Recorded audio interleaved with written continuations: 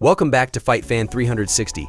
Today we're diving into the riveting world of combat sports, aiming to unravel the complexities of two formidable disciplines, boxing and MMA. As spectators, we're often captivated by the adrenaline-fueled action these sports offer, but beneath the surface lies a sobering reality of risk and consequence. In this video, we'll explore the tragic events that have unfolded in both arenas, dissecting the statistics and delving into the medical implications.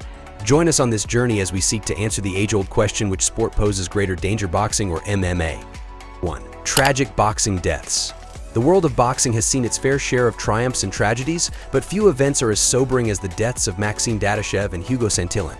These two talented fighters stepped into the ring with dreams of victory, but their stories took a tragic turn, highlighting the inherent risks of the sport. Maxime Dadashev, a rising star in the junior welterweight division, entered the ring on July 19, 2019, with an impressive undefeated record of 13 wins, including 11 knockouts. Paired against another undefeated fighter, Sabri Matias, the stage was set for a historic showdown. However, as the bout progressed, it became clear that Dadashev was absorbing an alarming number of blows to the head. In the 11th round of the fight, with Matias landing 53 of 142 shots, Dadashev's coach, Buddy McGirt, recognized the danger his fighter was in. Despite Dadashev's reluctance to quit, McGirt made the difficult decision to throw in the towel, ending the fight. Dadashev was visibly disoriented and required assistance to leave the ring. His condition rapidly deteriorated and he was rushed to the hospital. Upon arrival, Dadashev's level of consciousness had significantly decreased, and he underwent emergency surgery to relieve swelling and bleeding in his brain. Despite the efforts of medical professionals, Dadashev's injuries proved fatal, and he tragically passed away 5 days later at the age of 28.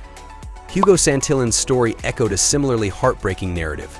The Argentine boxer faced off against Eduardo Javier Abreu in a super lightweight bout on July 20, 2019.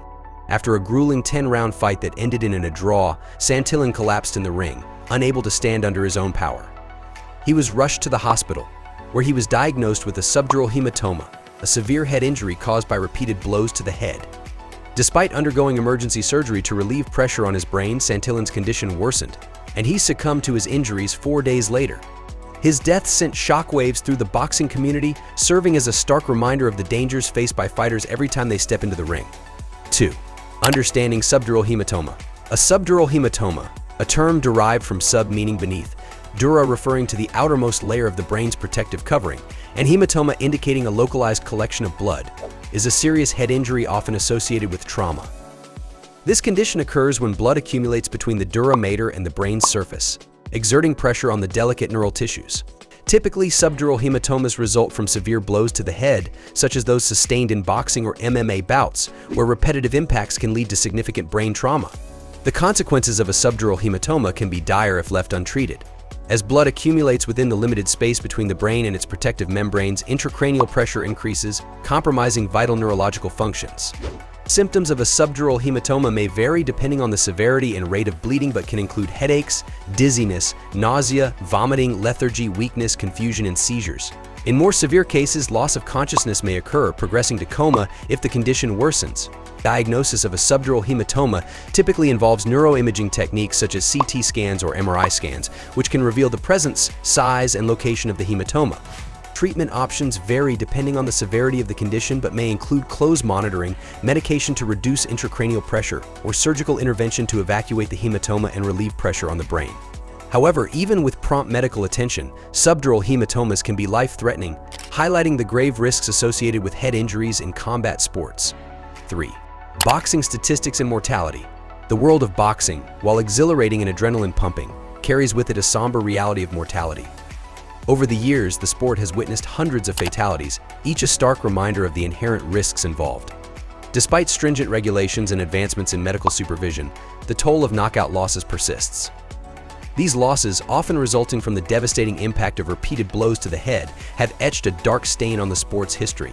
In a tragic case study, the untimely deaths of Maxime Dadashev and Hugo Santillan underscore the severity of boxing injuries.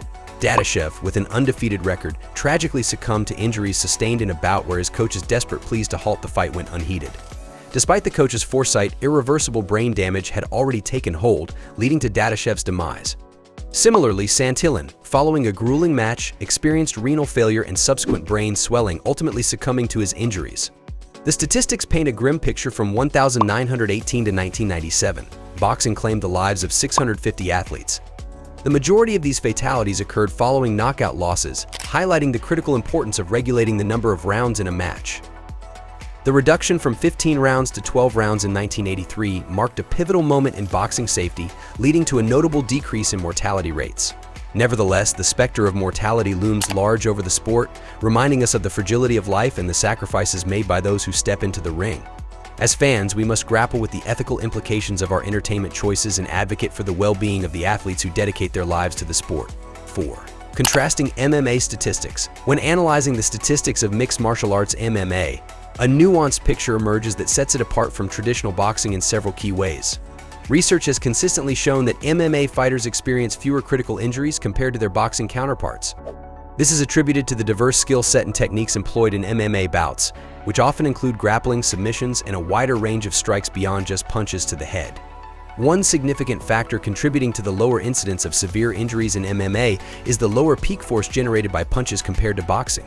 Studies have demonstrated that MMA punches typically produce less force than those in boxing, reducing the impact on fighters' heads and potentially mitigating the risk of traumatic brain injuries. Additionally, the inclusion of various striking techniques and the ability to take the fight to the ground allows for a more dynamic and less predictable exchange of blows, further dispersing the force across different areas of the body. Moreover, the nature of MMA fights inherently limits the exposure to repetitive head trauma. Unlike boxing matches, which can consist of multiple rounds solely focused on striking, MMA bouts incorporate grappling, clinching, and ground fighting, providing intermittent breaks from direct head impacts. This reduced frequency of head trauma throughout the fight duration contributes to a lower overall risk of long-term neurological damage. Studies have also highlighted the effectiveness of MMA's regulatory measures in safeguarding fighter health and safety. Organizations like the Ultimate Fighting Championship (UFC) and state athletic commissions enforce strict rules and regulations, including pre-fight medical screenings, on-site medical personnel, and post-fight medical evaluations.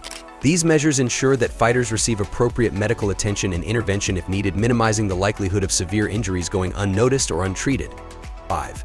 Analysis and conclusion. In our exploration of the comparative dangers of boxing and MMA, several key insights emerge.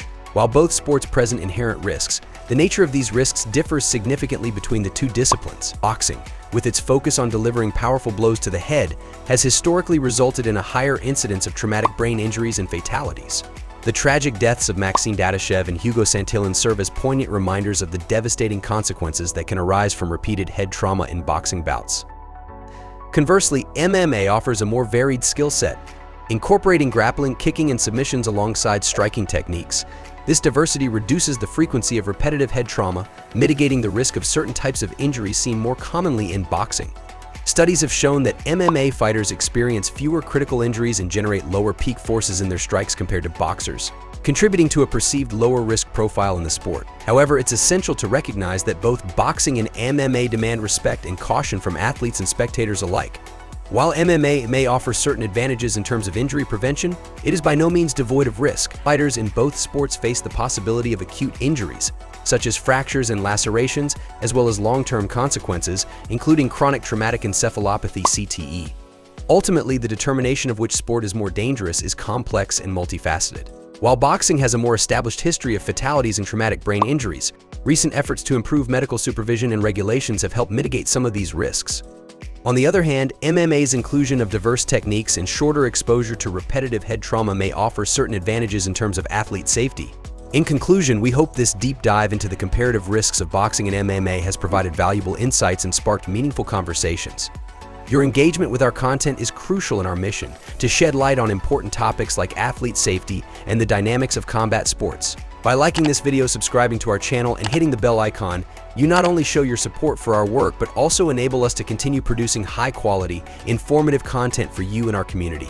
Together, let's stay informed, stay engaged, and continue exploring the fascinating world of sports and beyond. Thank you for being a part of our journey, and we eagerly anticipate your presence in future discussions.